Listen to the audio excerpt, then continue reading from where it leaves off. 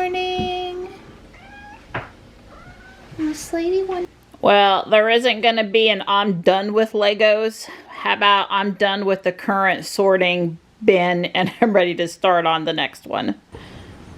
So Dawn noticed yesterday that the cabinet on the wall beside Ruby, the side opposite the charging port, was looking like it wasn't attached to the wall all the way anymore. Well, it was pulling away from the wall at the top. And anyway, these particle board cabinets, you know, I don't remember with the documentation, but I think they probably said, you know, maximum weight is 50 pounds. Well, those air tools, you know, they're quite heavy. And that's plus, what was in this cabinet. Yeah, air tools, plus I had probably 20 pounds or more of extension cords hanging from it. Had like 75 feet of extension cords, and plus I had a blower and a weed whacker hanging from this cabinet. So I had quite a bit of weight in this cabinet, probably more than it was intended to do. The part that mounts to the wall is there. It's really strong. The wall's not the problem. It's this back piece here. This particle board piece is starting to pull away, you know, the pressure. So I'm going to I'm probably just going to do a piece of steel across the back and put in a few that way, and because this I want it to be flush against the wall, but this thing's like has an angle, and the other one on the wall has an angle, so it's sort of like a wedge thing. But anyway, I'm thinking that's what I'll do, because it's pulling out. You can see that right there, and that's with no weight in it. I mean, that's, you know, when it was pulled out, it was doing that kind of a thing. It's possible maybe if I had a bracket or something I could put here, would probably also be good enough. I'll think on it a little bit. Yeah, Don's gonna reinforce it, yeah, and put it back on the wall. He took it down last night after dinner, while I was at the environmental park, which was good. So just to make sure, since he noticed it, that Ruby wouldn't get hurt. Right. Well, basically, I had noticed it yesterday, and I was like, I better pay a little attention to that. And then we got busy doing other things, and then I was sitting there on the couch, and it popped back up in my mind that I wondered about that cabinet. I said, well, now it's sort of like what is that tree? If nobody notices it and it falls on your neighbor's house, it's no big deal. But if your neighbor tells you that tree looks like it's going to fall and you don't do anything about it and it falls, then it's your fault. So it's sort of like, well, I've noticed the cabinet now, and if it falls, it would be my fault. So I decided that I don't like Marianne getting any more upset at me than possible. So I decided to get up off the couch and come out here and address this. Well, besides, it could have cost you money. Oh yeah, real money. Never liked it costing me money. That's right. I don't know what he got into this morning, but he's a boy and he's all covered in dirt. He's just covered in dirt. Dirt and stuff and dirt. Ain't bothering him none. Well, Tuck's emergency cleanup is handled. I got out the glove brush and he's much better. Hey, buddy. Hi. Are you better? Say, Mom, I didn't even know I was dirty. How are you today? I'm good. You're good. Johnny's downstairs talking in Korean, doing his taekwondo, and we're back up here sorting cables. Well, this is VGA to VGA, so this is absolutely straight. So what did you order this morning? You ordered a monitor to your Chromebook I ordered thing? a USB-C to HDMI adapter.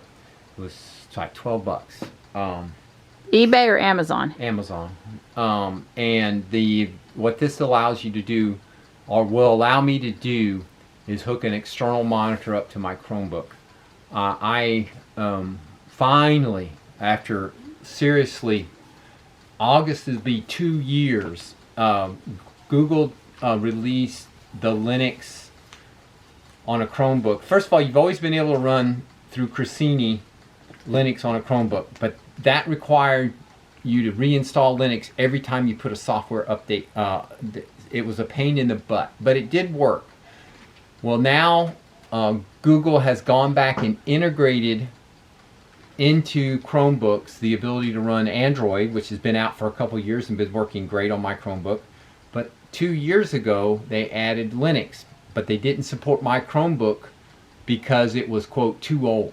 Don has the original Pixel. 2015, that's the second generation Pixel. Oh, so we're on the third generation. Yeah, they're up to now, like the Pixel book. They changed it to a Pixel book, but yeah, the first Pixel book was 2013, and then March of 2015 they came out with my Pixel book, which I got in December of 2015. I gave it to him for Christmas. It's got an i7, 64 gig, 16 gig of memory. I mean, this thing is lighted keyboard.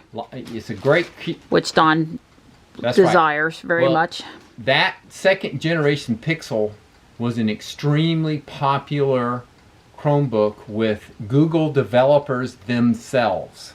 They liked them, and they still work great because they were really quality hardware.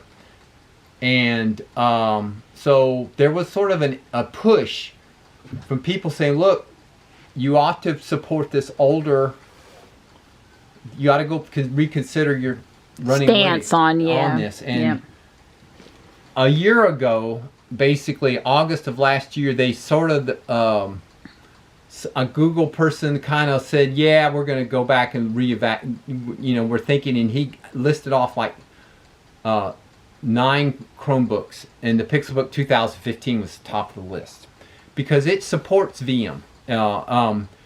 Somewhere along the line, Intel added the ability to run a virtual machine. That's why there's VMware and all these things now. That's why you can run, Windows on a MacBook, all these things, because they run in a virtual machine, sandbox per se. So anyway, the point is they went back and now have updated it, and I've been waiting over a year, it's August of last year for them to do this. To roll it to your machine. And it finally rolled out literally like 3 days ago. So we're relaxing last night, watching TV, doing our nightly entertainment, having a cup of tea, and Don's over there geeking out on Linux. Right. Well, it was cute. I've got a couple things programming-wise that I would like to do, and I don't do Windows anymore. Yeah. So what I told Marianne, I said, now look, this Chromebook in December will be 5 years old for me. I mean, so it's getting a little long in tooth, but it's got an i7, so it's not a slow. Well, if they ever came out with one with the right screen size and the lighted keyboard and a better resolution and everything this one had and more, but the new Pixelbook is not, right? They're not. It's not this machine. It's just not. Well, there are some, but I don't want to spend another $1,200 for a Chromebook. Yeah, when you got one that's working. And so what I'm trying to get to here is when I get serious programming or doing any serious coding, even supporting customers, logging on to this, I always like to have 2 screens. I'd have the one screen that I was actually coding with or changing or modifying, and then the other screen to look up something, because I'm always having to look up the syntax of a command or Google something. And I always liked having the 2 screens up. And so I always found that increased my productivity significantly. When I was at IBM, I had 2 screens. When I was doing String Foundry, I always used 2 screens. And now I want to do this. So all I'm trying to get at is if the external monitor works and this old 2015 Pixelbook runs Linux halfway decent, then I'm just going to hang on to what I got and I'm not going to buy another Chromebook. However, if this setup doesn't work well or it's too pokey or whatever, then I'm probably going to have to put back on my Christmas list or something like that a new Chromebook. But the Chromebooks I like, they're all closer to $1,000 versus the $125. So, if they were $200, I wouldn't even be having this discussion. Right. Well, you're not going to get a nice one like you've got for $200. That's right. So once upon a time, Don gave me one, and he had one of these Kodak picture frames. Check it out, baby. A whole 64 megabytes. He hollered, you found it, you found it. What did I find? You found a DVI to HDMI adapter. My 20-inch NEC multi-sync monitor does DVI. It was just a little bit too old for HDMI. It does digital video interface. But you can take an HDMI cable and convert to DVI. You just don't get the audio. And so this, I've actually, again, back to what I was telling Marianne, that thing I ordered, means I don't have to have any special cables. I can just plug this in the back of my monitor. So you didn't need the thing you ordered now? No. Okay. No. That plugs into the computer. This plugs into the monitor. That thing I ordered is a USB to HDMI. It's not a USB to DVI. They do make those, but why buy that old school? Because we only got one DVI thing in the entire house, and that's my NEC. So I knew I had one of these. Cool. So Pay dirt. Putting this in my pocket. A couple hours later, we're still plugging along, but we're nearing the end. Yeah, we are. Yeah, I don't think there's any more boxes downstairs. I think I brought up the last box, this last couple boxes. We had IBM memorabilia. We had a set of old routers. A lot of stuff. Yeah, a lot of stuff. A lot of decision making. Yep. Don's getting hot. Yeah, it's getting warm up here now. Yeah, we found all kinds of stuff today. Anybody need a IBM docking station? What was it, 2504? Yeah, 2504 is this one. Yep. That's for T61, right. T-Series. Yeah, we had that for a long time. And then this one is for like, I think a T23. This is really old. This one is really old. This one's a 2877. Yeah, they're going for somewhere between 10, 15, 20 bucks plus shipping on eBay.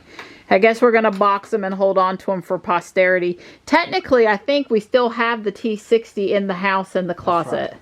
So we might as well keep the T60 and I'm going to practice my lock-picking lawyer skills on these locks. But they got the key. Well, yeah, but, you know, you got to have locks to practice with. I understand.